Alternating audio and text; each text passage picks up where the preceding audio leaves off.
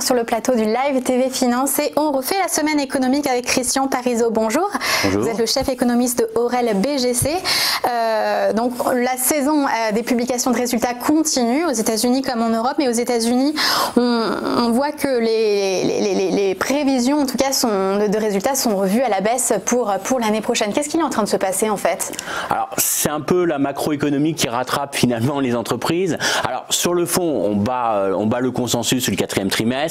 On peut pas dire que c'est mauvais en soi, mais on voit derrière un discours très prudent des chefs d'entreprise. Je vous prends l'exemple de Coca-Cola. Coca-Cola qui nous dit j'ai des résultats, ça va, j'ai même réussi à monter mes prix, ce qui est plutôt une bonne nouvelle parce qu'en général c'est quand même un secteur assez concurrentiel et on voit Procter & Gamble, Colgate, tous remontent leurs prix en ce moment. Donc ça serait ce qu'on appelle dans le jargon du pricing power. On retrouve un petit peu d'une capacité à remonter les prix. C'est plutôt positif, mais ils font derrière des guidances, des prévisions sur l'année 2019 en disant il y a une grosse incertitude, il y a beaucoup d'incertitudes sur la croissance mondiale, on n'est pas sûr que les mouvements de change soient pas défavorables cette année, les coûts de transport peuvent laminer nos marges en quelques instants, donc on préfère être très prudent dans nos projections. On l'avait vu sur Amazon, on l'avait vu sur plein d'entreprises aujourd'hui, 3M, toutes des entreprises industrielles aussi qui sont très prudents. Donc je dirais qu'ils sont un peu contaminés, il y a un ralentissement en cours et du coup toutes les entreprises sont en mode prudence dans leur communication en vraiment révisant à la baisse leurs projections pour l'année 2019. Et vous parliez de Coca-Cola hier qui a dégringolé en bourse de 8% à l'annonce justement de ses résultats, mais est-ce que c'est pas quand même un peu sévère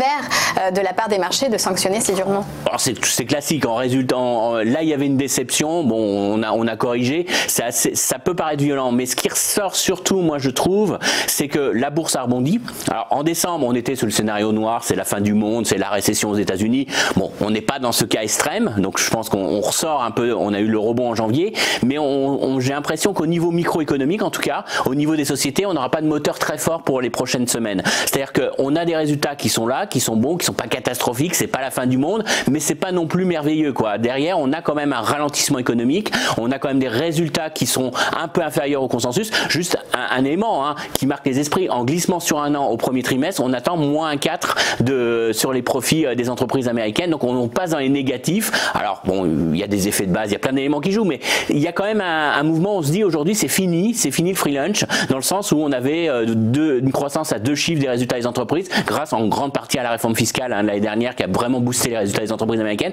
et là on vient dans le dur, et le dur c'est quand même un ralentissement du chiffre d'affaires, des marges qui sont sous pression, et derrière beaucoup d'incertitudes sur l'économie mondiale, ce qui fait que tout le monde est prudent, donc ça donne pas forcément beaucoup de marge pour le S&P en termes d'appréciation. On a peut-être rebondi, mais le rebond derrière, pour être alimenté, pour se poursuivre, il n'y aura pas en tout cas les résultats des entreprises qui seront là. Il n'y a pas de vraie tendance, mais on peut imaginer qu'il y a des soulagements successifs avec le shutdown hier, puisqu'un accord a été trouvé. Peut-être dans quelques semaines avec cet accord Chine-États-Unis. C'est comme ça que ça va se passer à présent? Maintenant, la grande question qu'on va tous savoir, c'est ralentissement, ok. Bon, c'est acquis, on l'a vu aussi avec des chiffres assez médiocres en Europe et aux États-Unis. Donc il y a un mouvement très net de ralentissement de l'économie mondiale, un blocage du commerce international. On se dit c'est l'effet Trump, c'est l'effet guerre commerciale États-Unis-Chine. La vraie question aujourd'hui qu'il va falloir se poser, c'est est-ce que c'est un simple trou d'air? Est-ce qu'on a vraiment eu ce ralentissement et puis ça va repartir derrière? Et pourquoi ça repartirait? Parce que les États-Unis vont se mettre d'accord avec la Chine, Monsieur Trump va pas refaire un shutdown de l'administration tous les mois, donc ça c'était un coup mauvais pour décembre-janvier, mais la croissance va redémarrer. Donc est-ce qu'on est véritablement sur un simple trou d'air? Dans ce cas-là, on va acheter la bourse et on va se dire c'est qu'un passage, les entreprises étaient prudentes, donc il y a beaucoup à gagner parce qu'elles vont pouvoir réviser au deuxième semestre. Donc est-ce qu'on joue le deuxième semestre 2019 ou est-ce qu'on est face à un ralentissement beaucoup plus durable? Et là, ça sera vraiment la question des prochains jours et des prochaines semaines. Donc, on va regarder de très près. Il ne faut pas être déçu sur la guerre commerciale. Il faut vraiment qu'il y ait un accord commercial. Ça, c'est un élément clé. Donc, on va attendre ces éléments-là. On va voir ce qui va se passer sur le Brexit. On va voir sur les risques politiques. Il faut quand même qu'on n'ait pas de déception majeure. Mais si on écarte un peu ces déceptions, on va très vite se poser la question, est-ce que ça réaccélère? Et c'est là véritablement la question qu'il va falloir se poser. Regarder de très près tous les chiffres, les indicateurs économiques pour voir est-ce qu'il y a vraiment une rupture durable ou est-ce que c'est vraiment ces éléments géopolitiques qui ont vraiment freiné la conjoncture internationale. Et les indicateurs de croissance étaient très mauvais en début d'année par les prévisionnistes. Certains annonçaient même une récession en 2020 aux États-Unis. C'est pour ça que la Fed a agi notamment. Est-ce que ce sera suffisant? C'est tout le problème. C'est-à-dire qu'aujourd'hui, on manque de visibilité. De toute façon, quand les banquiers centraux nous parlent du mot patience, en gros, c'est patience, ça veut dire quoi? Ça veut dire que je vais rien faire. Et pourquoi je fais rien? Parce que je vois rien. Donc après, c'est difficile, eux-mêmes qui regardent quand même l'économie, qui ont des services d'économistes assez fournis, ils disent, là, on est dans une incertitude totale. Madame Lagarde nous dit, il y a des nuages, attention que ça ne devienne pas une tempête. Donc on voit que tout le monde est un peu sur ses gardes et on voit qu'on manque de visibilité. Donc après, c'est pas étonnant que les entreprises nous disent la même chose.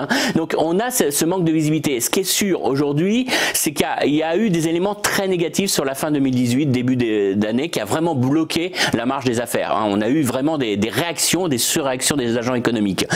Moi, j'ai l'espoir que ça redémarre derrière. Mais par contre, ce qu'on va avoir très clairement sur décembre, janvier, février, on va avoir des statistiques particulièrement mauvaises. Ce qui me fait dire que quand même, on va avoir des signaux qui vont peut être porteurs pour les marchés et qui vont alimenter cette incertitude. Après, on peut avoir l'espoir que ça redémarre, mais pour l'instant, c'est vrai qu'on est dans cette phase un petit peu mitigée, pas de visibilité, pas d'indicateurs très positifs.